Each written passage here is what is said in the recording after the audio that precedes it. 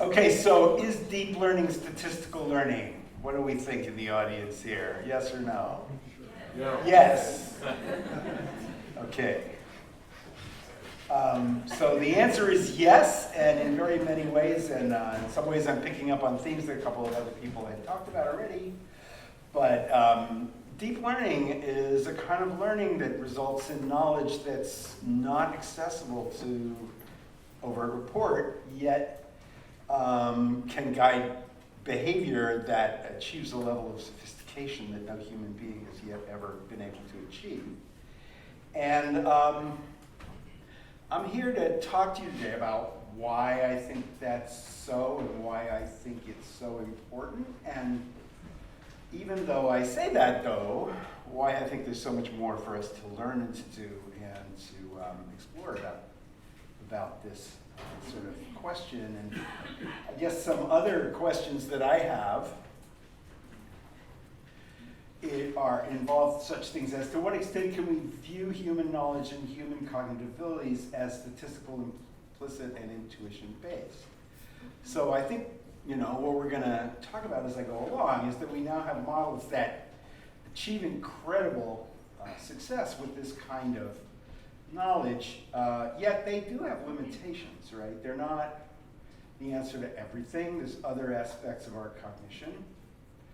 And so there's still some people who think we ought to replace these things entirely and go back to the good old days, just throw in a little probability along with our explicit structured representations. But I don't think that, and so I'm going to be trying to sketch out why I think that's not the right way to go. And then, but I am going to acknowledge that there are limitations. So then my role in that context is to suggest ways in which we may think about how we're going to overcome those and make further progress going forward. But I wanted to start by going back to some very fundamental aspects of the reasons why I, at least, am enthusiastic about deep learning. And one of those reasons is because it attracts amazing scientists like this guy, Jeff Elman, who got really excited about some of the neural network modeling work that Dave Romelhard and I were doing, and came and knocked down my door one day and said, let's get together and start trying to understand how we can apply these models that you and Dave have developed to speech perception instead of perception of letters and words. And then Jeff went on to do some incredibly seminal work showing how some of the simplest neural networks that there are, really, can achieve astounding successes in relation to some of the hard challenges that people thought learning could never achieve. So let's just look at some of Jeff's ideas for a minute here. So his seminal paper, Finding Structure in Time, introduced his simple recurrent network, and these are actually Jeff's slides from his paper, in which he sort of obviously is portraying the minimalistic nature of these models. The second model on the right is the one that he introduced in a second paper in 1991 that I'm also going to talk about, where I think we have for the first time in language modeling a concept of an embedding, which has become a hugely important concept in the field. But in the simple recurrent network that Jeff explored in his first model, he wanted to show that we don't need to build in a lot of pre-existing knowledge in order to discover very, very important aspects of language structure, just from this very simple task of predicting the next word in a sequence. So how did he do that? He made up a corpus of artificial materials which consisted of a noun, a verb, and a noun. Now the print's a little small here, so I have to tell you what it says, I'm afraid. Some of the sentences had a human noun followed by an eating verb, like eat or drink, consumption verb, followed by a food word. Others of them had a human followed by a perceptual verb like see or hear or look, and then some object that the human might be looking at. And others had inanimate objects doing various things or having various things done to them. So he presented these streams of words based on these little templates. So it could be like boy smells sandwich, whatever. Streams of words like that, just an endless stream. And what he found is that in the neural network's learning to predict the next word in the sequence, it discovered the categories, the grammatical categories of nouns and verbs. And this was all based on the statistics of this little corpus. Okay, so this is statistical learning. And what does it do? It discovers the fundamental categories of natural language. He further found that the model discovered that it should break the nouns down into the animate nouns and the inanimate nouns. Why is this? Well, because the statistics of the sentences that animate nouns enter into are different from the statistics that inanimate nouns enter into. They make different predictions about what other words will follow them. And so that's the next thing that the network learns. Within the verb, it learns to distinguish verbs that take objects from verbs that don't take objects. That's the first thing it learns there, and then it further differentiates the verbs by their different types as well. One of the things that I found interesting about this is it already begins to blur the question of where does grammar end and semantics begin, because, you know, linguists can never decide whether animacy belongs in the grammar or not. It's semantic, obviously, and yet it's also got huge implications for the grammar. So it's like, this is one of the reasons why most people, or many people, might be generative semanticists, Chomsky and sort of separationists. But anyway, so that was the first thing Jeff discovered. Then using that other model in another paper, he made up another set of sentences using this little tiny grammar here. Okay, so this grammar might have been straight out of Chomsky, 1964, in that it says a sentence consists of a noun phrase, a verb phrase, and a period. And a noun phrase consists of a proposition, let's take a verb phrase, that's easier. A verb phrase consists of a verb plus a noun phrase. The noun phrases had various variants, of course.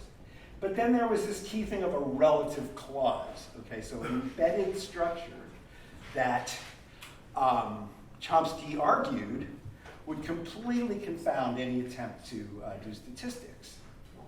Because, first of all, you couldn't count the number of words from one word to the next before you have the thing that had to agree with it, right? So if you had a sentence like the boys who marry chases, well, now we have to have something now that's going to agree with boys, like, right? Boys who marry chases like ice cream. Okay, that makes sense? But you can't say likes ice cream because it has to agree with boys across the embedding, and that embedding can be indefinitely long.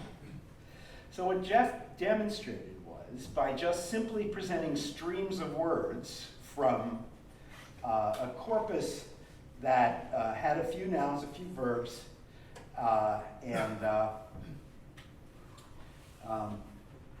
and had the possibility of these embedded clauses, he was able to teach the network in such a way that it would eventually discover that it needed to hold on to the information about the number, boy versus boys, of the head noun of the sentence, so as to be able to properly determine that the verb that's going to occur at the end of the embedded clause has to be agree with the plural subject, and for singular, of course, as well. And so this little graph here is from his paper illustrating that when the network is predicting the next word after chases, it's predicting a verb that is inflected for number, agreeing with the subject. It doesn't know which verb yet, but it knows that it's one of the verbs that's plural. So the take-home message from this work was that linguistic units and linguistic structure can be discovered from the simple task of predicting the next word in a text stream. And this supports the view that general purpose learning models may be sufficient to acquire language without building linguistic structure in. But of course, these are particular kinds of general purpose learning models. These are general purpose learning models that pick up on the statistics of the distributions of items in experience. They're not models that explicitly ready themselves to distinguish the world into nouns and verbs, or to have a special module for dealing with recursive embeddings. So it's really a profound contribution in my view.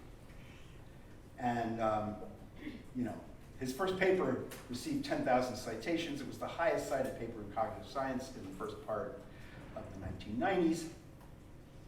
But it was dismissed completely by a linguist because of its sort of tiny, sort of little stature. You know, it was just a few words, a total of maybe 12 words in that model with the embedded clauses. And you know, people would say, well, you know, it's never going to scale up. You know, this is just impossible. It was still held for many, many years thereafter that you need to build in knowledge of language structure to have a hope of success with such models. So Fodor wrote this, Polishin wrote this searing critique of neural networks in 1988. Actually came out a little bit before Jeff's paper, but slamming the neural network work that Dave and I had done and other people were doing, saying that, you know, there was no chance it wasn't going to work. So I went along for, I don't know, let's see, early 90s, early 2000s. I was doing okay, sort of making my arguments for these kinds of models, but they still weren't scaling up, right? And long around 2006, things started to change. There started to be new models that started to be able to deal with larger data sets. But it wasn't until 2012 that all of a sudden, a huge part of the community started letting go of these pre-structured models and thinking maybe it's time to look again at neural networks. And that's essentially when deep learning started, I guess. I would say around 2012. There was a paper by Krzyzewski, Sutskever, and Hinton completely sort of smashing a barrier in object identification using a convolutional neural network. And the key element of their model was that it was very deep. And this was something that Jeff was very interested in, had been interested in for a long time. A fundamental belief that, Jeff Hinton now I'm saying, you know, that we would achieve better performance than other approaches if we could get our models to be very deep. So that AlexNet was about 11 layers deep. Nowadays they go to 100 or even 1,000 layers deep in some neural networks. And they keep eking out tiny, tiny additional names by adding depth. So that's why the word deep is in there. And there was another thing, of course, that happened, and that was that the computations suddenly provided the tools that allowed this stuff to work. So you needed two things. You needed good ideas, but you also needed more data than you have connections in your neural network. And you also need a lot of training data. And this is, of course, one place where people see objections, right? If you need all that training data, well, human beings could do it with a lot less data. Probably true. We got to think about that, I hope, together. But we won't finish answering the question exactly how to overcome that limitation here today. But anyway, the data sets were very large, and the computational tools became powerful enough, and the disks sort of farms became big enough that it then became possible to manage those huge data sets and to put computational engines in front of them that could do all the calculations that would allow the learning to occur, because you've got to calculate a lot of error signals to figure out how to change the connection weights when you're training with billions and billions of training examples.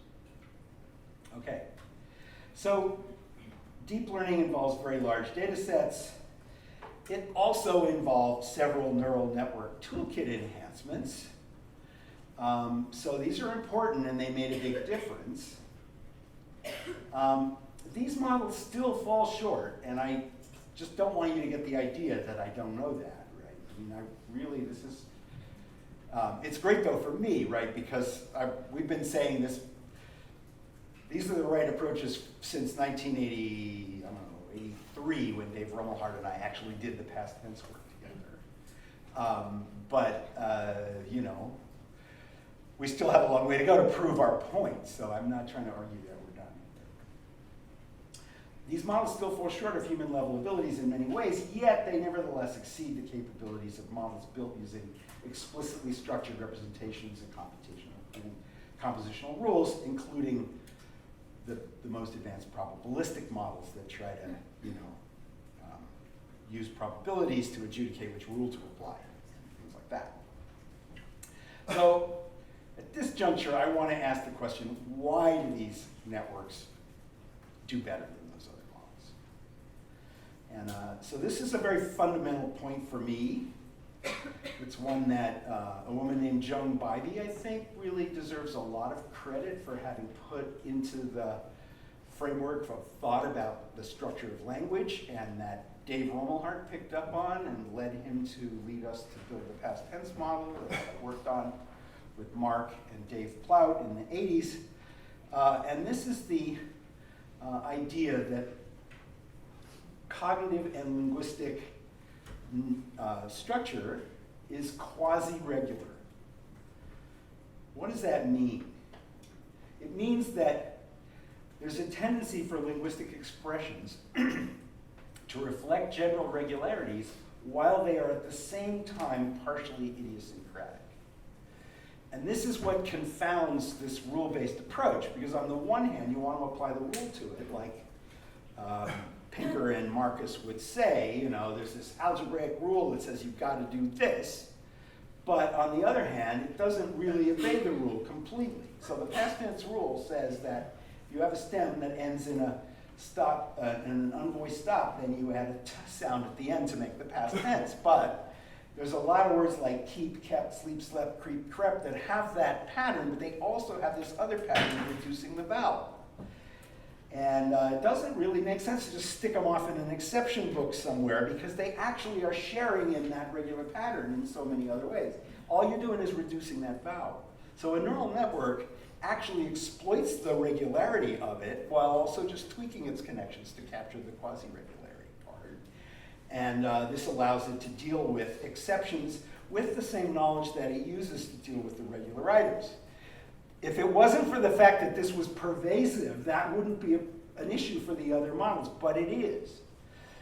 In spelling the sound systems like English, it's not true of all spelling the sound systems. And it's not even true of all aspects of morphology, but it's true of many aspects of morphology in many languages around the world. They have this property, right? So the word pint, 3 of the 4 letters in the word pint have their typical pronunciation, right? So you don't want to throw that out and treat it as an exception. Same way with the word have.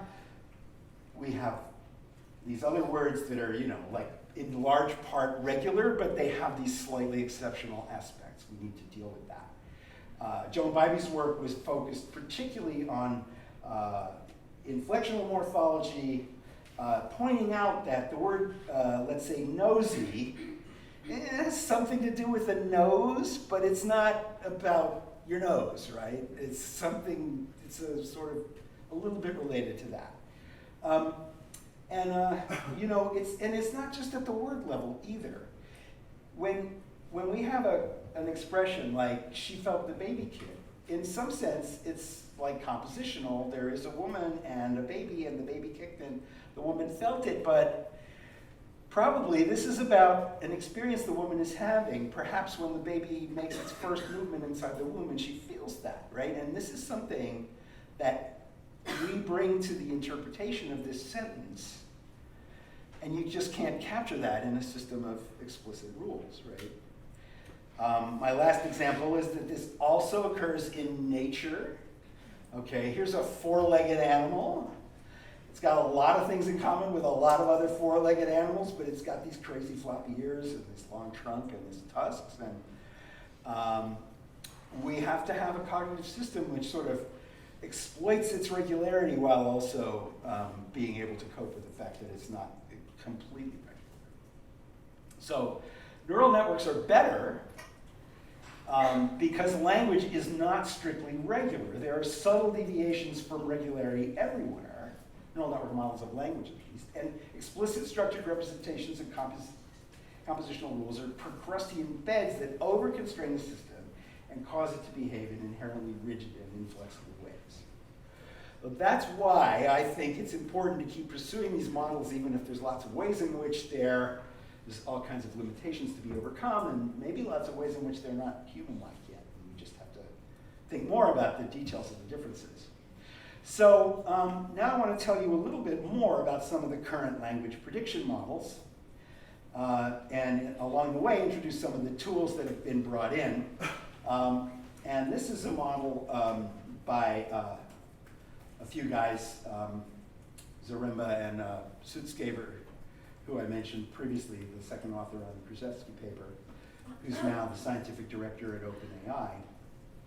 And this is, again, an extremely simple model. It's, well, at least it's doing an extremely simple task, the same task that Jeff was doing.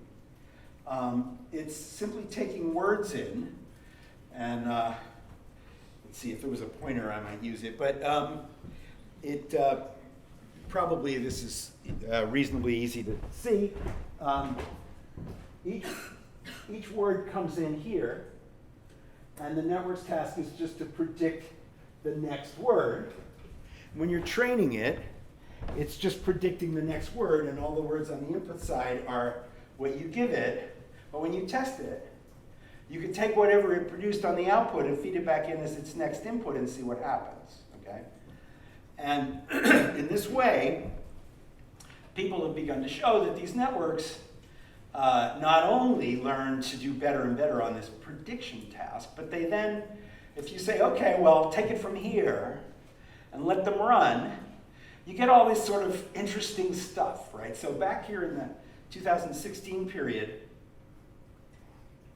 the interesting stuff would last for about a word or two, and then it would start petering out, right?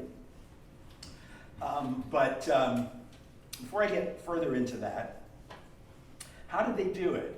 Okay, so they're overcoming this toy dataset problem by using a couple of tricks. And one of them, a very important one, is the idea that we need to do something to help our neural networks make use of more context than Jeff's model was effectively able to do. So what's going on here, there is a pointer here, I just discovered, is that the neural network in Jeff's model would take an input, it would take whatever state it had from the previous time step, use those two things together, and propagate them forward. It didn't even have this second layer there, so, and then just make its prediction of the output. And the problem with that is that you don't know for sure that it's going to retain information from previous time steps. Well, so in deep learning, you can backpropagate error signals through all these pathways so that you pass gradient information backwards, down and back indefinitely. And they were using tranches of words that were 50 words long, and then they would sort of shift it over and have another 50 and so on. And that's okay, but the problem was that when people tried that, the error signals would peter out after about 3 or 4 steps, because there's a sort of the gradient gets smaller and smaller the further back you go, so they had to introduce these tools that were invented by a clever Swiss man and his collaborator, I guess a couple of clever Swiss guys, that allows the neural network to learn that it should gate certain information in and hold on to it, and then when it's done using it, it should forget about it. And it's just a neural network, and it's it's specialized for the purpose of retaining information over time, but it's not specialized for language or anything like that. It doesn't have any knowledge of language itself built in, and it allowed the gradients to extend over multiple time steps. Okay, so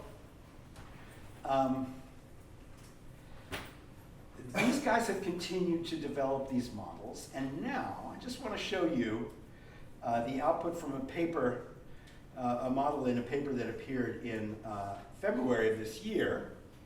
So this model was trained with 8 million documents, 40 gigabytes of text that had been curated.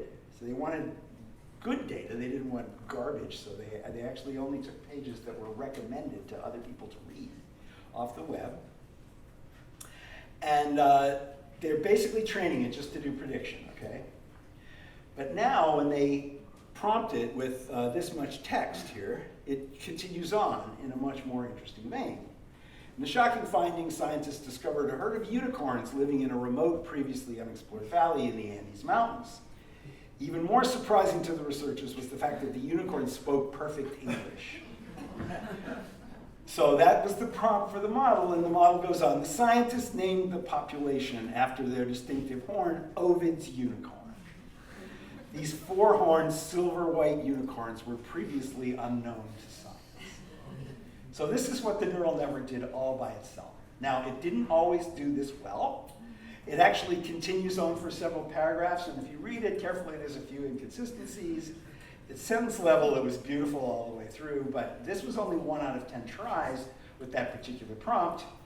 And the model does better with text that seems sort of simple and familiar than it does with text that's very abstruse and unfamiliar, so that'll make sense, of course. But it's certainly not perfect at doing this, and I'm not claiming that, but it is remarkable how much the network's internal representations have been able to allow it to set up a context inside of itself in such a way as to be able to, build off that and communicate additional sort of fantasy facts that, obviously not particularly plausible in reality, but make perfectly good sense in this context. So now I want to give you another example. This is your Turing test today. So this comes from Google's neural machine translation system, and the question is, which one is Hemingway's original text and which one is the translation that you get by using the Google Translate system to translate it first to Japanese and then back into English. So it's got 2 chances to screw this up, once in one direction and once in the other, and let's see. So read this to yourself, and then we can have a vote, so I'm going to give you a little bit more time. Hopefully it's big enough to read. Let's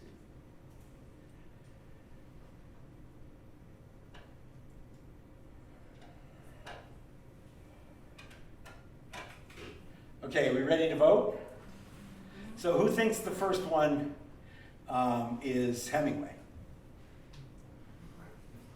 Several people think the first one is Hemingway. Who thinks the second one is Hemingway? Okay, the second people are right. Okay, we didn't completely fool you yet, right? Good. There's more to do. Well, somebody tell me why they kind of didn't think the first one might have been the real Hemingway. Anybody want to? Yes? It's less economical. Oh, it's not more words. Topic. Okay, but he wouldn't say a mountain that's covered with snow. He'd say a snow-covered mountain. That's good. Yeah, okay. Well, that's, yeah. It's a little more, who knows.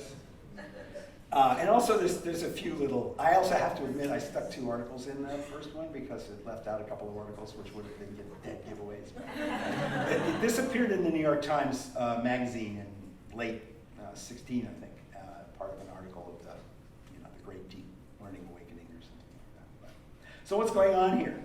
Well, they're using the LSTM mechanism, but they're also doing several other things.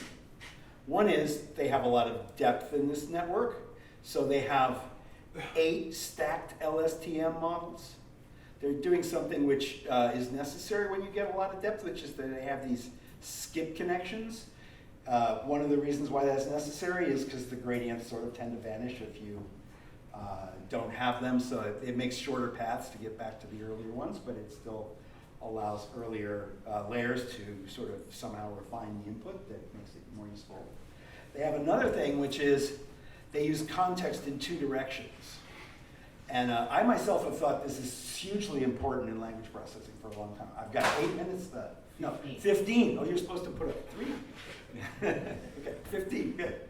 Yeah. So I shouldn't go into too much detail, but it has these LSTMs that process context going from right to left as well as left to right. So and I think that's hugely important. It was demonstrated by Warren and Warren in a very early study that if you have a missing phoneme in the word that ends in eel, and it's followed by of the shoe, you hear heel, and of the wagon, you hear wheel. So right context actually influences our perception. Obviously not over 100 words or something, but so we've always wanted that, and here it is in deep learning, and it really helped. They also have this idea, which has turned out to be super important, which is that the neural network is taking all the output from all of the input sentence at the top of this. So all the words of the input sentence are along here.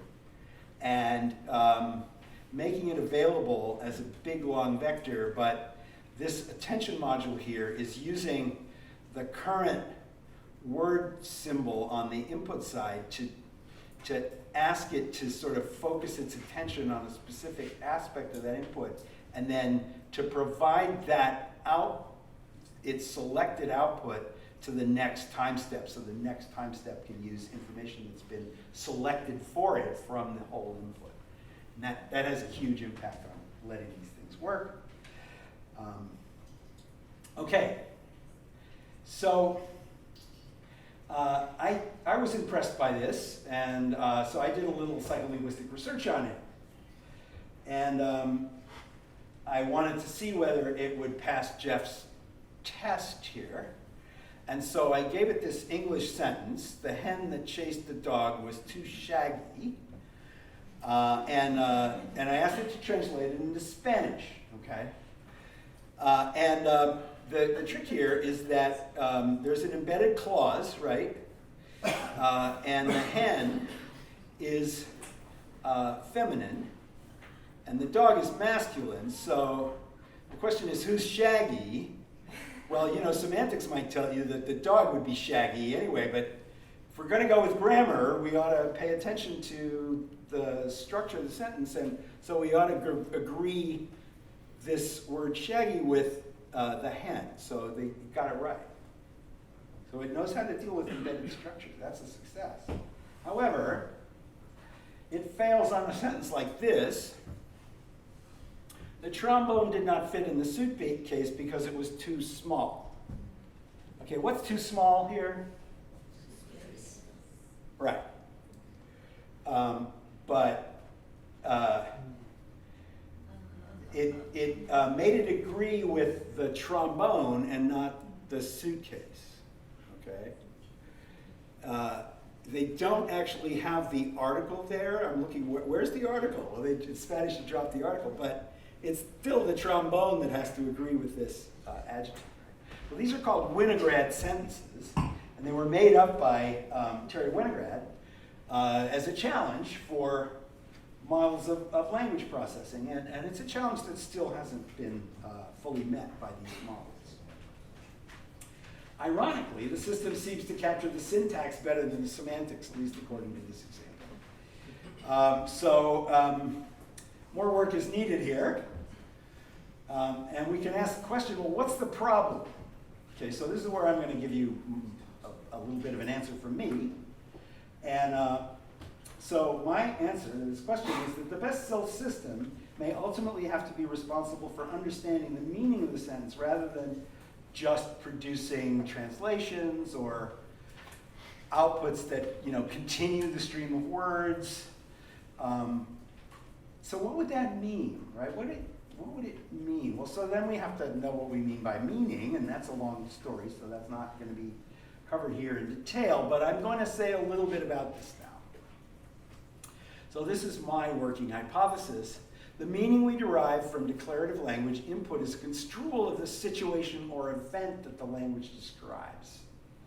It's telling you something about objects and their relationships. So the suitcase, the trombone, didn't fit in the suitcase because it was too small. The suitcase was too small. But of course, we've got to figure that out, right? We've got to figure out what the pronouns refer to, but we figure it out by building a representation in our head of trombones and suitcases and imagining them fitting and things like that, right? So my argument is that it's not a problem with the statistics. It's a problem with the fact that we're not using those statistics to think about what goes on in the real world of objects and their relationships. We're using them to ask questions about words, and that's ultimately not the right thing to be doing. So this is an argument that's been made in cognitive science since Bransford, for sure,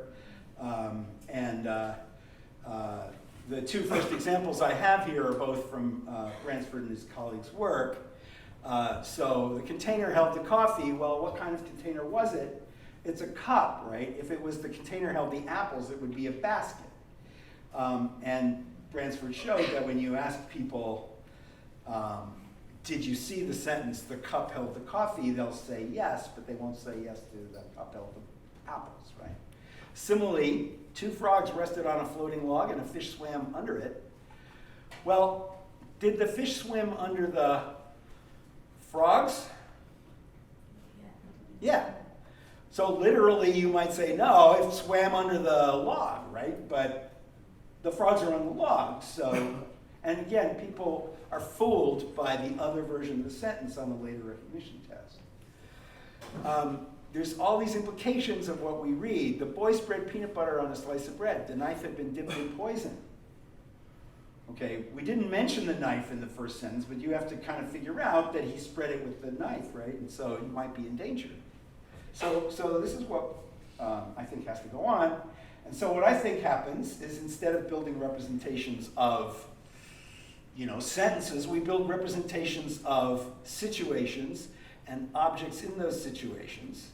And, we integrate information from multiple modalities. So we're seeing this guy swinging the bat, and we're hearing the announcer saying he swung the bat, and okay, and so then we have to anticipate what's going to happen next, and this all depends on our knowledge. So if somebody asked us what happens next, you would say he's going to run to first base or something like that, right? So you're using a situation model and representations of objects to do this. Now there's another problem these models have. They learn incredibly slowly, and if you stuck a new word into the training corpus at some point, they wouldn't know what to do with it, right? So this is a big problem. We need to be able to learn new things quickly, but there's a way of solving that problem in this kind of system that I've been thinking about for a long time, and that's to rely on our hippocampus as an auxiliary system that allows us to learn new things quickly. So just let's take this example. If you hear a sentence like, we found a cute hairy wampum sleeping behind a tree, or you saw this little sentence, that numbat eats ants, you would be able to learn that numbats eat ants, even if you've never seen a numbat before. And so later, if I presented you with a sentence that said, the numbat eats, you ought to be able to anticipate that it's going to eat ants, right? So how would you do that?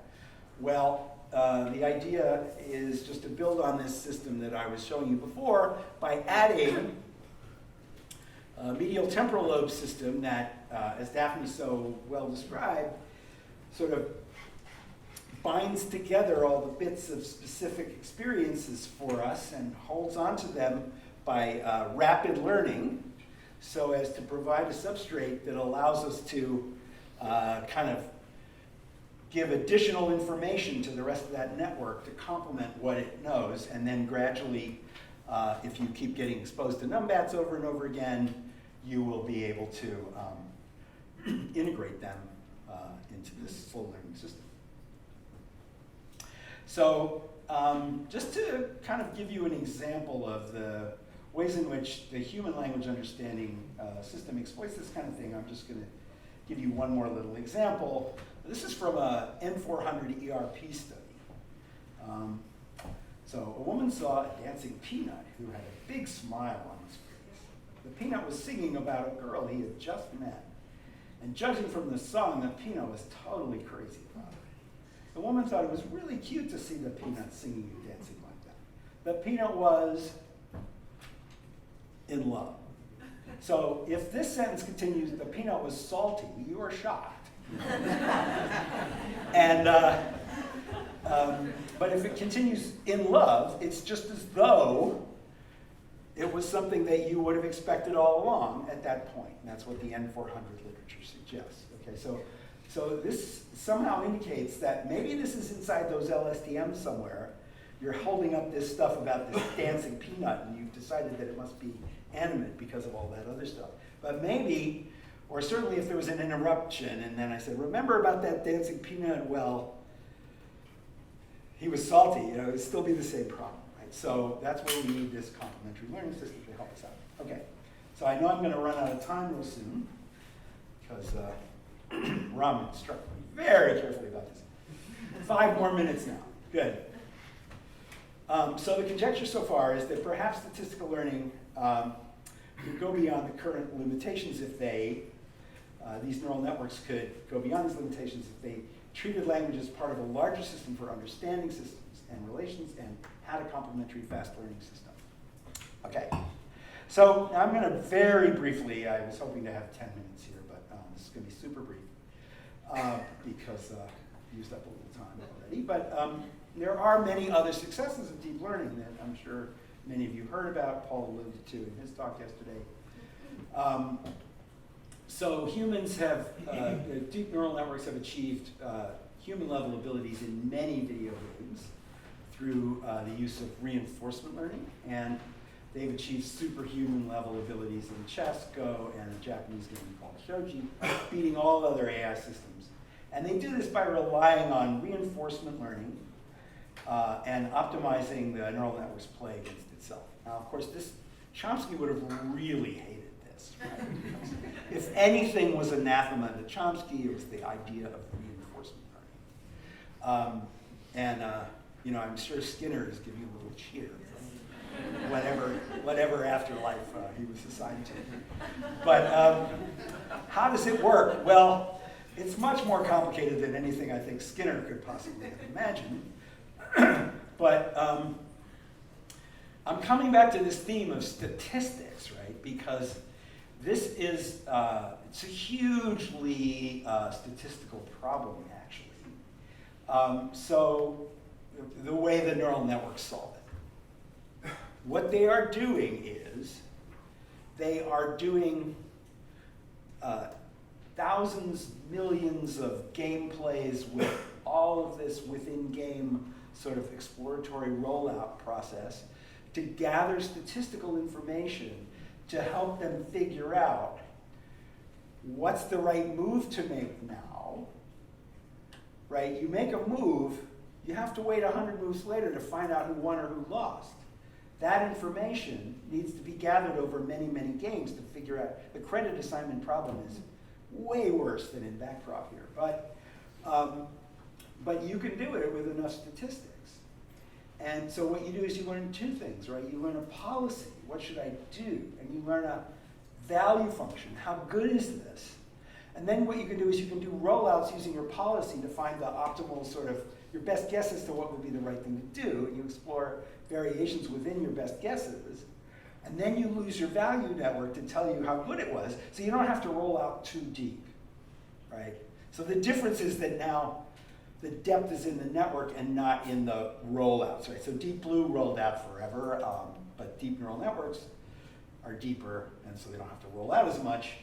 And that turns out to be a winning strategy. And again, I think it's, people thought that the neural networks would never be able to win at Go because you'd never be able to write an algorithm that would solve the problem because the combinatorics was far too great.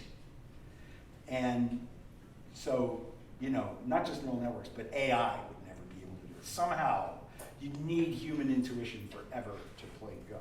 But that's no longer, it's not human intuition, but it's still intuition. And Demis Hassabis is the prime mover of all of this work at DeepMind. He really emphasizes that point. He talks about how this process allows for creativity and strategy discovery and the development of a kind of implicit knowledge that allows you to sort of know what's the right thing to do without being able to express it. And so in the televised match between DeepMind's first successful Go player and the Korean champion Lee Sedol, the DeepMind's engine played this really crazy move, and everybody's like, "Oh my God, they're going to go, they're going to go down this time." But it turned out to be the linchpin of the victory that everybody was then applauding later and saying, "Wow, what an insight! Nobody would have ever done that." So that's a success, but these networks are tantalizingly frustrating in many ways. They're not like Lisa at all. They could tell you how much they think they're going to win or lose, but that's just a scalar value, right? They're not telling you why. And Ram was complaining bitterly about these kinds of things. We'll never understand how they work last night. He took me to the best restaurant where you could get the best food for under 20 euros. But he was complaining bitterly about this. So anyway, there is something missing. I think there is. And this is my next to last slide. There's this loyal opposition, the sort of the successors to the Fodor mantle in MIT, in the form of Josh Tenenbaum and his group, and they're amazing scientists, and they're holding our feet to the fire, just like Jerry used to do, and I totally respect that, and I think it's an important thing for us to all be thinking about. So they wrote a very nice paper in BBS, sort of saying that, hey, these neural networks may be succeeding, but they're not doing it in a human-like way. And what they suggest is that the models need explicit probabilistic structures built into them that contain specific domain knowledge in several core domains. So this relates to the core knowledge perspective of Spelke and Carey and others. And this is absolutely necessary to constrain the use of experience to allow learning to be more efficient.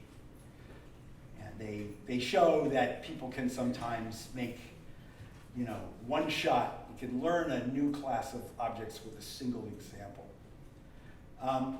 So I certainly think that people should explore that, and I think we should eventually try to capture how people learn new classes of objects with single examples, but I want to just express my reasons for being skeptical about the ultimate success of that kind of enterprise. And I think that this is the same kind of argument that Ilya Sutskever or Demis Hassabis or any of the people behind the work that I've been describing would say, which is that so far it's the deep learning approaches and not those probabilistic approaches that have really allowed people to go beyond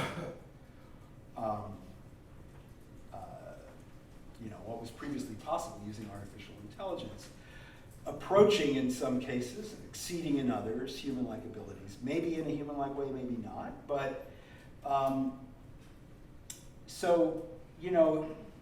maybe this other path is better, and maybe it's better for some of the same reasons that I've been trying to allude to throughout, that there's something subtle about the ways in which we rely on different aspects of prior knowledge and the specifics versus the generalities that's very hard to capture explicitly, and maybe those kinds of things are what underlie our abilities to have insights.